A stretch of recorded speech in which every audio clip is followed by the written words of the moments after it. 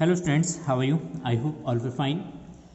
Student, today we are going to discuss a new topic of chapter thermal properties of matter, that is thermal radiation, and after that we will discuss about Newton's law of cooling and then black body radiation and Kirchhoff's law and Stephen's law.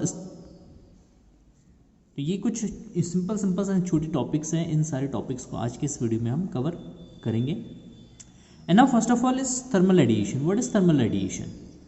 What do you mean by thermal radiation? Then thermal radiation means, let us suppose we have a hot object. हमारे पास एक hot object है, that is hot, है ना.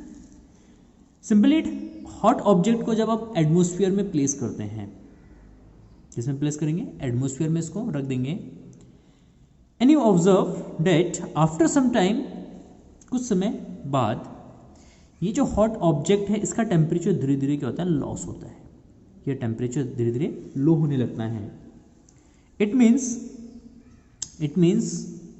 कि ये जो आपका हॉट ऑब्जेक्ट है ये धीरे धीरे अपनी एनर्जीज जो है वो रिलीज कर रहा है. एनर्जी जो है वो रिलीज कर रहा है एटमोस्फियर में या सराउंडिंग में. जो उसके नियर अबाउट जो भी ऑब्जेक्ट है या सराउंडिंग है, उस सराउंडिंग में वो अपनी एनर्जीज को क्या करता है? रिलीज करता है. ओके, बट ये एनर्जी जो रिलीज कर रही है किस फॉर्म में कर रहा है? तो यहाँ से जब एनर्जी से रिलीज करता है then it is a form of radiation. ये रेडिएशन के फॉर्म में एनर्जीज को क्या करता है? ये रिलीज करता है रेडिएशन के फॉर्म में, दैट इज इलेक्ट्रोमैग्नेटिक वेव्स होते हैं, और इसको हम बोलते हैं IR, इंफ्रारेड रेडिएशन. तो ये हॉट ऑब्जेक्ट होता है. Hot object simply infrared radiation के फॉर्म में अपनी जो एनर्जीज है, इस एनर्जीज को एटमोस्फियर में रिलीज करते हैं. That type of radiation is known as thermal radiation. So thermal radiation, the electromagnetic radiation emitted by a body by virtue of its temperature is called the thermal radiation on radiant energy. तो इसी form of radiation को बोलते हैं thermal radiation, या जो energy से release करे that is radiant energy. But ये रेडिएंट एनर्जी किसके फॉर्म में करे? इलेक्ट्रोमैग्नेटिक रेडिएशन के फॉर्म में. Electromagnetic radiation and electromagnetic radiation यहाँ पे आपका जस्ट क्या है? इंफ्रारेड रेडिएशन है, IR रेडिएशन यहाँ पे होता है. अब नेक्स्ट थिंग्स की जो बॉडी है, हॉट ऑब्जेक्ट, ये हॉट ऑब्जेक्ट कितने टाइम्स में अपनी एनर्जीज को रिलीज करेगा या कितने टाइम्स में कूल डाउन होगा? दैट टेल्स, ये जो हमें बताता है ये न्यूटन्स लॉ ऑफ कूलिंग बताता है कि न्यूटन्स लॉ ऑफ कूलिंग के अकॉर्डिंग कि कोई भी बॉडी कितना फास्ट अपनी एनर्जीज को रेडिएट करेगा या किस रेट से वो एनर्जीज को रेडिएट करेगा, किस रेट से एनर्जीज डिक्रीज होंगे बॉडी का. ये सारी चीज़ जो है न्यूटन्स लॉ ऑफ कूलिंग हमें बताता है. तो इसमें हम पढ़ते हैं Newton's law of cooling. So now according to Newton's law of cooling, देखो सिंपल सी बात है यहाँ पे, जो हॉट ऑब्जेक्ट है ये एनर्जी कितना फास्ट रिलीज करेगा, ये कितना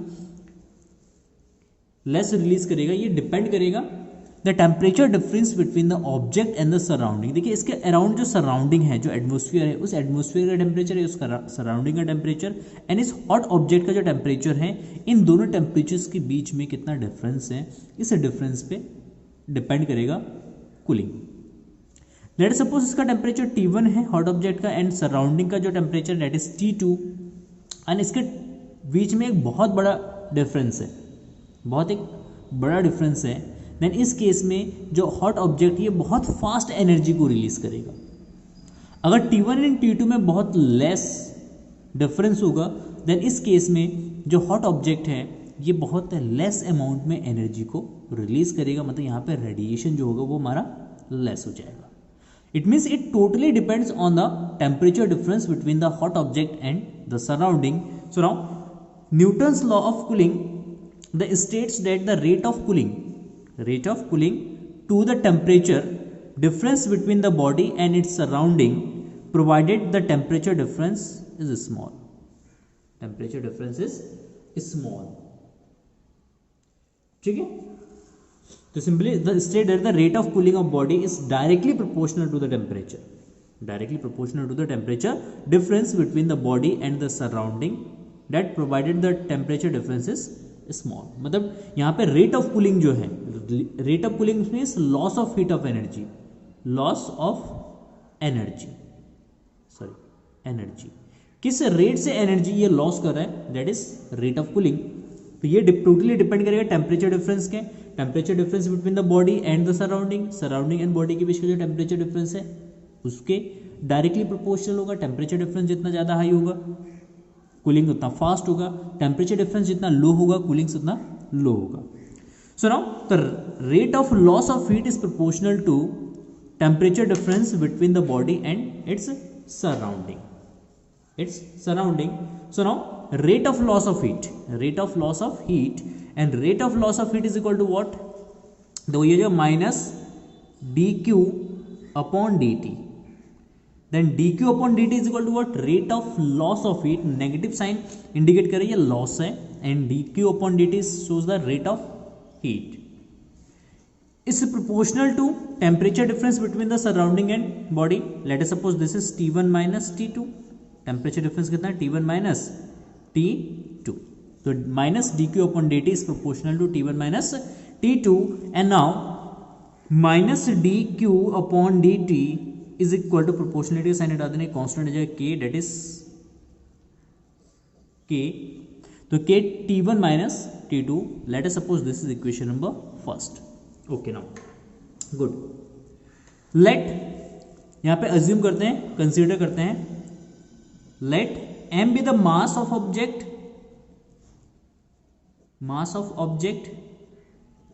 and T is the temperature, of object and T is the temperature and C is the specific heat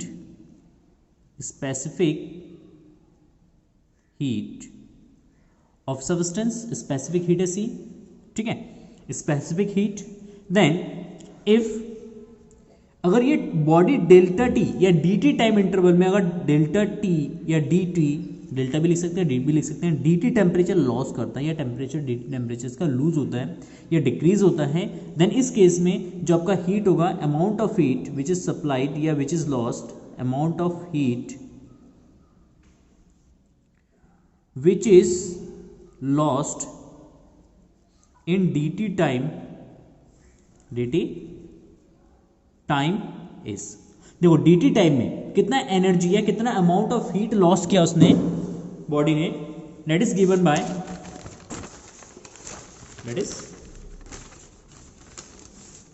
bye dq is equal to small amount of heat होगा और इसको हम कंसीडर करेंगे dq, then dq is equal to m into C into delta T या dt.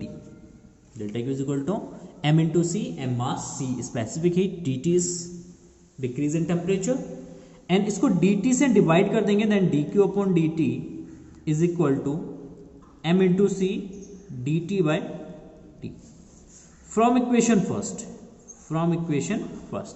देखो first के according जो हमने अभी ड्राइव किया था dq upon dt, देखो यहाँ पे dq upon dt is equal to k T1 minus T2, तो माइनस को तो रिप्लेस कर देना, then we get it is minus K T1 minus T2 is equal to m into C D T by T. Clear? Now अब तो यहां पे simply D T by T का अगर वैल्यू निकालेंगे, D T by T is equal to minus small K, ये आपका small K यहां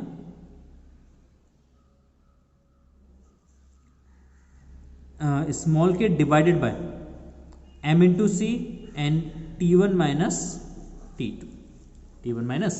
T2 यानी ये कांस्टेंट हो जाएगा, ये पूरा हमारे कांस्टेंट टर्म्स हैं, तो इसके जब हम के सब्स्टिट्यूट कर देते कैपिटल के, तो minus K T1 minus T2 and T1 minus T2 इसके डिवाइड में ले आना, तो T1 minus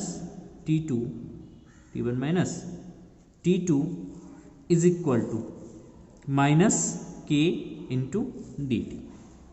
now integrate the both side, दोनों साइड हम क्या करते हैं, इसका इंटीग्रेशन करते हैं, इंटीग्रेट बोथ साइड, दोनों साइड हम इंटीग्रेशन कर देंगे, then integration of D T by T1 minus T2 is equal to minus K integration of D T, that is capital K into D T, small T is time.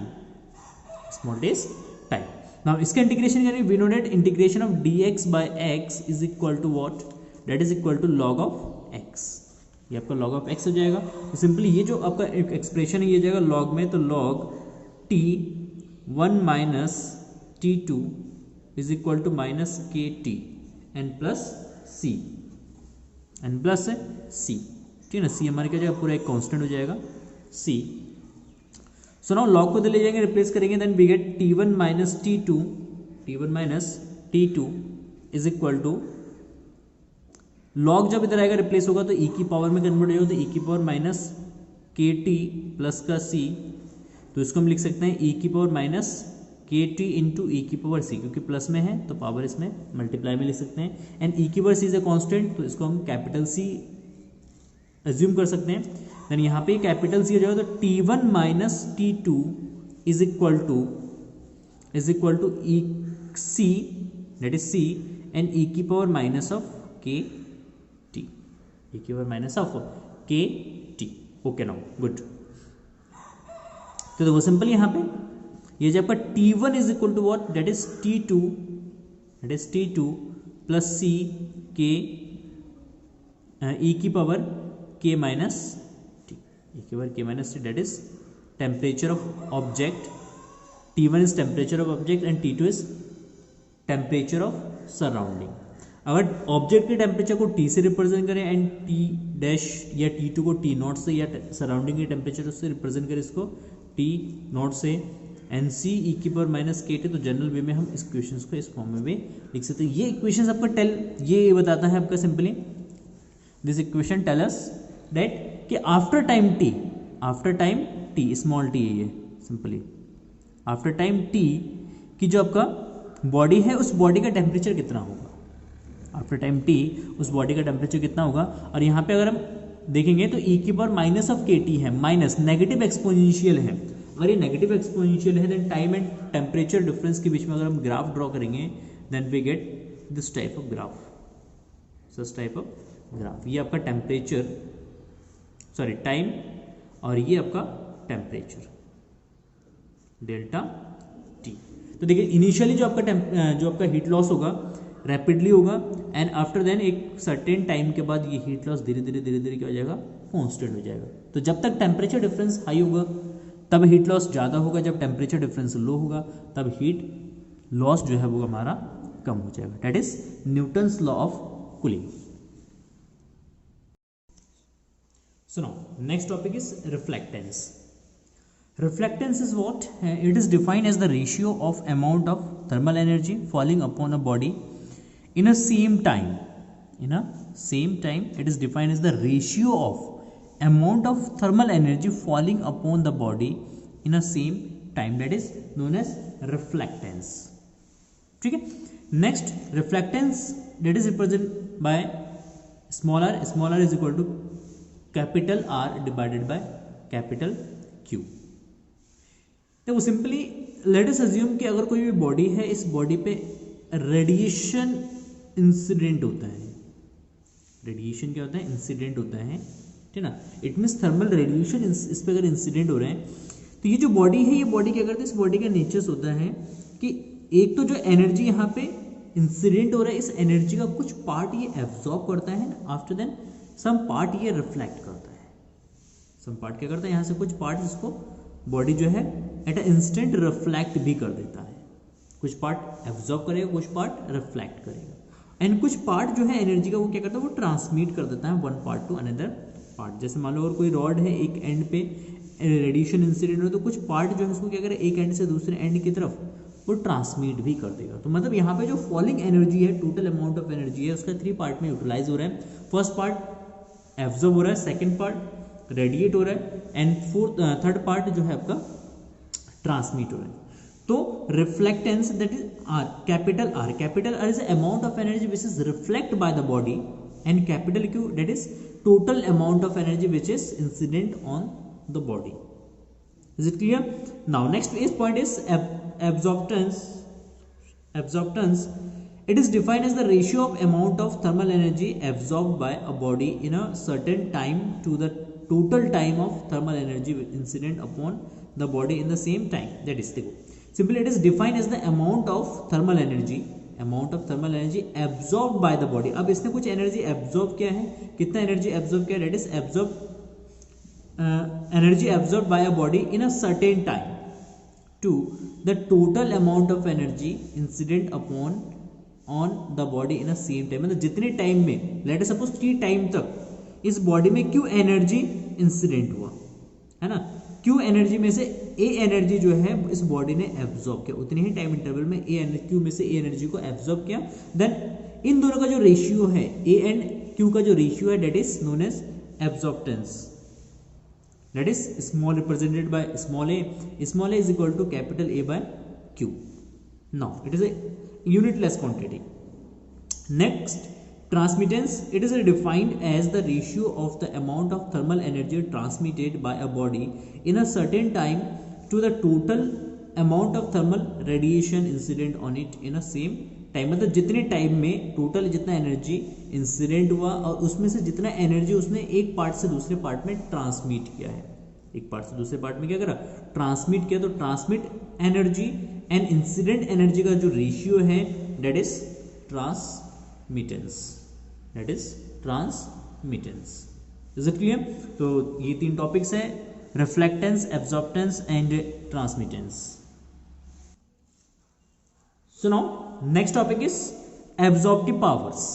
मतलब कोई भी body है उसकी absorption power कितनी है, कितना वो energy को एब्जॉर्ब कर पा रहा है, कितना एनर्जी को वो एमिट कर पा रहा है, that is absorptive powers, absorptive power.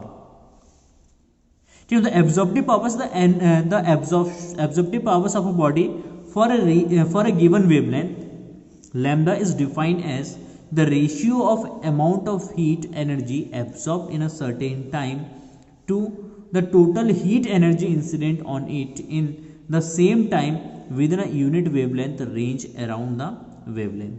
तो वो सिंपली एक यूनिट वेवलेंथ रेंज होनी चाहिए। तो यूनिट वेवलेंथ रेंज की एनर्जी को कोई भी बॉडी कितना अमाउंट ऑफ एनर्जी एब्जॉर्ब कर रहा है, टोटल अमाउंट ऑफ एनर्जी में से कितना एनर्जी वो एब्जॉर्ब कर रहा है, दैट इज एब्जॉर्प्टिव पावर। तो absorptive powers basically what, it is defined for a particular wavelength. Simply यहाँ पे सबसे पहले कंस्ट्रेंट यहाँ पे आ जाता है, कंडीशंस यहाँ पे आ जाती है, it is defined for a particular wavelength lambda. Lambda के लिए डिफाइंड है एक फिक्स्ड लैम्डा होनी चाहिए, मोनोक्रोमैटिक रेडिएशन होना चाहिए। मोनोक्रोमैटिक्स मीन्स जिसमें वन सिंगल वेवलेंथ हो, तो सिंगल वेवलेंथ के रेडिएशन के लिए ये डिफाइंड है। The absorptive power of a body for a given wavelength lambda is defined as the ratio of amount of heat energy absorb in a certain time to the total heat energy incident on it in the same time within the unit wavelength range around the wavelength lambda। ठीक है, unit wavelength range होनी चाहिए, one wavelength range होनी चाहिए इसमें।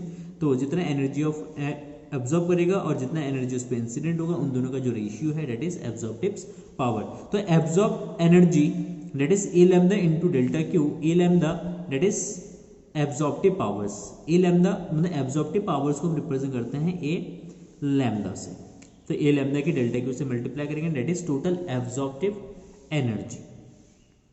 ठीक है, तो या सिंपली यहां से हम लिख सकते हैं A lambda is equal to absorb energy divided by total incidence या incident energy for a particular wavelength. Okay, now next point is emissive power. Next point is emissive power. The emissive power is what? The emissive power of a body at a given temperature. The emissive power of a body at a given temperature and for a given wavelength. अब देखो यहाँ पे simply एक given temperature and given wavelength की हम बात कर रहे हैं। यहाँ पे टेम्परेचर एंड वेवलेंथ को हमने क्या करा, फिक्स करा। Is defined as the amount of radiant energy, is defined as the radiant energy emitted per unit time per unit surface area of a body within the unit wavelength range around the wavelength lambda। तो simply given temperature या at a constant temperature and constant wavelength पे कोई भी body per unit time में और per unit surface area से जितना energy radiate कर रहा है, that is emissive power, that is emissive power. तो एमिसिव पावर मीन्स कि पर unit area and per unit time से कोई भी body particular temperature and particular wavelength पे कितनी रेडिएशन को एमिट कर रही है, जितना एनर्जी वो एमिट कर रहा है, that is emissive power of a body. तो absorptive powers and emissive powers हमेशा जो है बॉडी के नेचर्स पे डिपेंड करता है, सराउंडिंग के टेम्परेचर्स पे डिपेंड करता है, और जो एनर्जी वो रेडिएट कर रहा है उसके वेवलेंथ पे डिपेंड करता है। Is it clear? So now next point is black body. So ना black body is what? Black body means एक ऐसा बॉडी या कोई ऐसा ऑब्जेक्ट, अगर उस ऑब्जेक्ट पे एनर्जी इंसिडेंट होता है, उस ऑब्जेक्ट पे क्या हो रहा है, एनर्जी इंसिडेंट हो रहा है, और वो बॉडी जो है टोटल ऑफ एनर्जी को, जितना भी एनर्जी उस पर इंसिडेंट हो रहा है, टोटल एनर्जी को अगर वो एब्जॉर्व कर ले रहा है, और ना तो वो एनर्जी को रिफ्लेक्ट करेगा और ना ही एनर्जी को ट्रांसमिट करेगा, ओनली एनर्जी को क्या करेगा वो, अगर वो एब्जॉर्व कर रहा है, it means that is black body. तो black body is one which neither reflect nor transmitted but absorb all the heat radiation incident on it. तो उस बॉडी पे जितना हीट एनर्जी रेडिएट होगा, जितना भी एनर्जी इंसिडेंट होगा रेडिएशन के फॉर्म में, वो होल एनर्जी को एब्जॉर्ब करेगा, 0% एनर्जी को वो रिफ्लेक्ट करेगा एंड उसको ट्रांसमिट करेगा। तो that is radiation of, sorry that is black body. And black body के अगर एब्जॉर्प्टिव पावर्स की अगर बात करें, absorptive powers A lambda that is 1 unitary होता है एब्जॉर्प्टिव पावर्स ओनली। इसमें ये जितना भी एनर्जी होगा वो टोटल ऑफ एनर्जी को क्या करेगा, सिंपली एब्जॉर्ब करेगा। तो इसलिए इसका एब्जॉर्प्टिव पावर्स ए लैम्डा जो है वो कितना होता है, 1 होता है। सो now next point is when a black body is heated to a high temperature it emits radiation of all possible wavelengths within a certain wavelength range.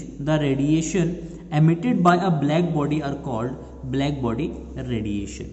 तो जब हम किसी एक ब्लैक बॉडी को बहुत ज़्यादा हाई टेम्परेचर पे हीटेड करते हैं, बहुत ज़्यादा हाई टेम्परेचर पे हीट अप करते हैं उसको, तो जो ब्लैक बॉडी है वो ऑल पॉसिबल वेवलेंथ्स को क्या करता है, एमिट करता है, ऑल पॉसिबल वेवलेंथ्स के रेडिएशन को एमिट करता है, और इस तरीके की जो एमिशंस होती हैं that is black body emissions, black body emissions. देखो next topic is Kirchhoff's law. बहुत ही फंडामेंटल्स लॉ है Kirchhoff's law. Kirchhoff's law is the Kirchhoff's law of heating radiation states that, heating radiation मतलब जो black body का जो radiation है, इस रेडिएशन से रिलेटेड या कोई भी बॉडी है जो एनर्जी को रेडिएट करता है, तो रेडिएंट एनर्जी के लिए आपका किरचॉफ्स लॉ डिफाइन है। तो Kirchhoff's law of heating radiation state that at any temperature the ratio of emissive power and the absorptive powers of a certain wavelength is constant for all the bodies. It means A lambda and E lambda, E lambda and A lambda का जो ratio है ये constant होगा, that is constant and it is represented by E. तो ये E lambda by A lambda is equal to E and E is the emissive power of the body. E is the emissive power of body. ये जो है किसका होता है, emissive power of body या emissive power of black body होता है। तो इसी को हम emissive power of black body भी बोलते हैं, दैट इज किरचॉफ्स लॉ। ठीक है, सुनो next point is Stefan Boltzmann law. Stefan Boltzmann law is defined for the black body radiation. And Stefan Boltzmann law का जो स्टेटमेंट है that is this law states that the total heat energy emitted by a perfect black body per second per unit area is directly proportional to the fourth power of the absolute temperature of its surface. देखिए simply क्या करें, that heat energy, total heat energy emitted by a perfect black body, perfect black body means जिसकी absorption power 100% है, absorption power 100% that is perfect black body per second per unit area, मतलब per unit area से per unit second जो energy radiate हो रहा है या emit हो रहा है that is directly proportional to the fourth power of the absolute temperature. जो बॉडी का जो एब्सोल्यूट टेम्परेचर है उस एब्सोल्यूट टेम्परेचर के फोर्थ पावर के प्रोपोर्शनल है। It means radiate energy E is proportional to is proportional to T की power 4. T की power 4. T is the absolute temperature. Absolute temperature means it is the temperature in Kelvin. Kelvin में यहाँ पे temperature को consider किया जाएगा. तो is proportional to T की पावर 4. बट यहाँ से जब प्रोपोर्शनलिटी का साइन यहाँ से जब रिमूव करेंगे then we get a constant that is sigma. Sigma into T की power 4. So now what is sigma? Sigma is the Boltzmann-Stefan constant. It is called Stefan-Boltzmann constant. Stefan-Boltzmann constant. Stefan-Boltzmann constant and इसका जो value होता है, इसका standard value, it is a universal constant. हर एक body के लिए एप्लीकेबल है, चाहे वो ब्लैक बॉडी है, रियल बॉडी है, कुछ भी है, हर एक बॉडी के लिए एप्लीकेबल्स हैं स्टीफन-बोल्ट्जमैन लॉ. एंड इसका जो वैल्यू होता है that is 5.67 into 10 to the power -8 watt per metre square per degree kelvin की पावर 4. केल्विन की पावर कितना 4 हो जाएगा. तो ये हमारा सिग्मा का वैल्यू होता है, स्टैंडर्ड वैल्यू होता है, यूनिवर्सल वैल्यू है, फिक्स्ड वैल्यू है, फिक्स्ड कांस्टेंट है. लेट अस अज्यूम कि अगर वो एनर्जी हीट कर रहा है ए एरिया से, then total radiant energy which is emitted by या emitted through area A. तो A एरिया से टोटल कितना एनर्जी रेडिएट हो रहा है, दैट इज सिंपली H. ये रेडिएट एनर्जी या सिंपली इसको हम बोल सकते हैं हीट. कितना हीट यहाँ पे रिलीज हो रहा है ए एरिया से. तो H is equal to E into A. तो सिंपली E इंटू ए, तो ये जगह आपका सिंपली E का वैल्यू हो जाएगा सिग्मा इंटू टी की पावर 4. तो सिग्मा टी की power 4 into A, that is total amount of heat which is radiated by the area A in 1 second या यूनिट सेकेंड या यूनिट टाइम. ठीक है, तो उससे इतना एनर्जी रेडिएट होगा. क्लियर. लेट अस अज्यूम कि अगर हमारा सिंपली टेम्परेचर बॉडी का T है एंड एटमोस्फेयर का जो टेम्परेचर डेट इज या सराउंडिंग का टेम्परेचर T0 है, then T is the temperature of body and T0 is the temperature of surrounding. Temperature of surrounding. Then जो आपका एनर्जी होगा पर सेकेंड, एनर्जी जो रेडिएट होगा उसके लिए फॉर्मूला है E is equal to sigma T की पावर 4 माइनस T0 की पावर 4. T की पावर 4 माइनस T0 की power 4. Is it clear. It means इतना एनर्जी वो एब्जॉर्ब भी कर रहे हैं, इतना एनर्जी वो रिलीज भी कर रहे हैं. तो टोटल कितना एनर्जी रिलीज करेगा, तो टोटल इतना एनर्जी वो रिलीज करेगा बॉडी. ठीक है, तो ब्लैक बॉडी से रेडिएट एनर्जी इतना हो जाएगा. That is the Stephen-Boltzmann law. That is a very most important and fundamental law. ठीक. So now thank you for watching this video and have a nice day. Bye bye.